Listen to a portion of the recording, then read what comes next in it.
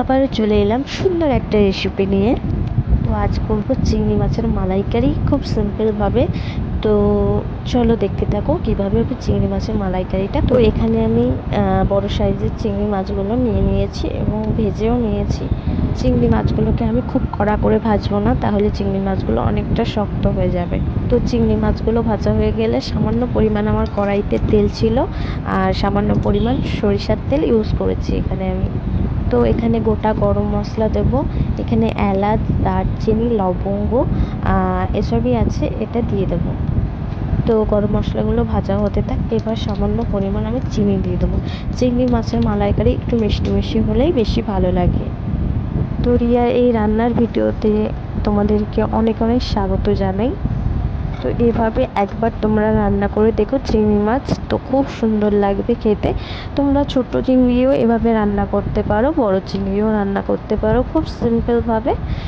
তো দেখতে থাকো, আশা করছি তোমাদের এই রান্নাটা অনেক ভালো লাগবে। তো পরিমাণ মতো এখানে পেঁয়াজ আমি গ্রেট করে রেখেছিলাম। এবার পেঁয়াজ বাটাটা আমি দিয়ে নাড়তে থাকবো। এখানে আমি কোনো নারকেলের দুধ বা কিছু ইউজ করিনি। এখানে আমি গুঁড়ো দুধ দেবো। তো গুঁড়ো দুধ দিলেও টেস্টটা বেটার আসে। তো এখানে আমি পেঁয়াজ বাটাটা দিয়ে দিয়েছি, এবার নাড়তে থাকবো কিছুক্ষণ। তো এরপর আমি আদা রসুন আর লঙ্কা বাটা পরিমাণ মতো দিয়ে দেবো।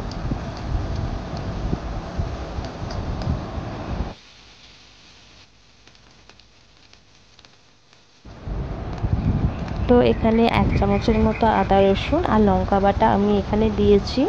তো এবার ভালোভাবে আমি নাড়তে থাকবো মশলাটাকে, যতক্ষণ না কাঁচা গন্ধটা বেরিয়ে যায় ততক্ষণ আমরা নাড়তে থাকবো।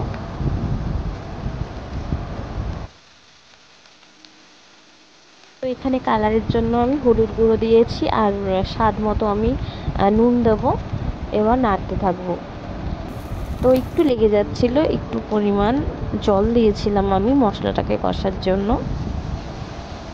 তোমাদের মশলাটাকে খুব ভালোভাবে কষতে হবে, যতক্ষণ না তেল বেরিয়ে আসছে ততক্ষণ মশলাটাকে ভালোভাবে কষতে হবে। তো আমি খুব সিম্পলভাবে করছি, দেখো বেশি তেলও ইউজ করিনি, এখানে কোনো মশলাপাতি বেশি দেবো না আমি, তাতেই খুব সুন্দর হবে টেস্ট। এবার পরিমাণ মতো একটু ধনে গুঁড়ো, একটু জিরে গুঁড়ো দিয়ে দেব। আবারও একটু জল দিয়ে পরিমাণ মতো জল দিয়ে কষতে থাকবো, মশলাটার নিচে যেন না লেগে যায়।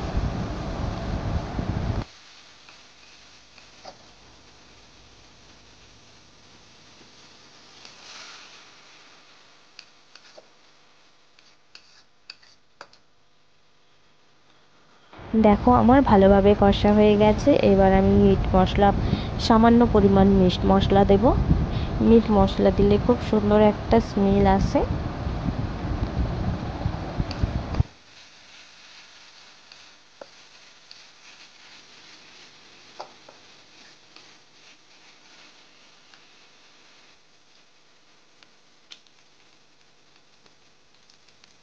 তো এখানে আমি এরপর পোস্ত বাটা পরিমাণ মতো, মানে পরিমাণ মতো বলতে গেলে সামান্য পোস্ত বাটা, তোমরা কাজু বাদাম বাটাও দিতে পারো, আমি এখানে পোস্ত বাটা দিয়েছি।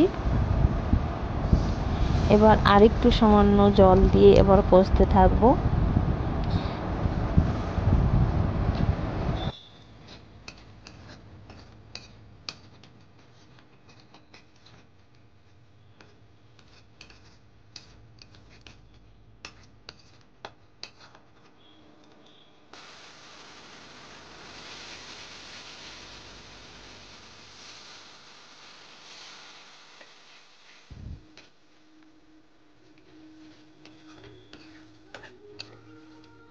তো আমার ভালোভাবে কষা হয়ে গেছে। এবার সামান্য আমুল দুধ এখানে ইউজ করব। তোমরা গরম জলে গুলেও দিতে পারো, আমার তেমন টাইম ছিল না হাতে, তো উপর থেকেই আমি ছড়িয়ে দিয়েছি। খুব ভালোভাবে মেল্ট হয়ে গেছিলো। তো ভালোভাবে এবার নাড়িয়ে চাড়িয়ে 1-2 মিনিট ফোটার পর আমি এখানে সব চিংড়ি মাছগুলো দিয়ে দেবো।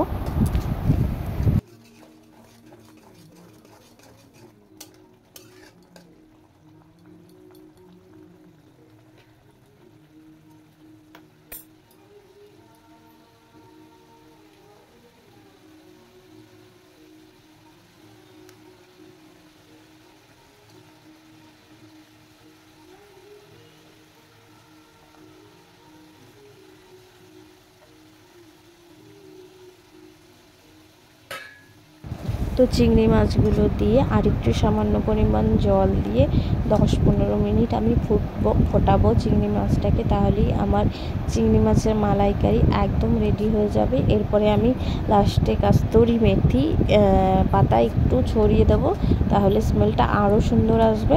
তো পারফেক্টভাবে আমার রেডি হয়ে গেছে চিংড়ি মাছের মালাইকারি। তো তোমরা এভাবে রান্নাটা করে দেখো, খুব সুন্দর লাগবে আশা করছি। তো টাটা এভরিওয়ান, নেক্সট আরও রান্নার ভিডিওতে আবারও তোমাদের সাথে দেখা হবে। আজকের মতো এ পর্যন্তই। ভালো লাগলে লাইক শেয়ার কমেন্ট করে দিও, আর সাবস্ক্রাইব করো চ্যানেলটিকে। আর যারা ফেসবুকে দেখছো তারা একটু ফলো করে দিও। টাটা।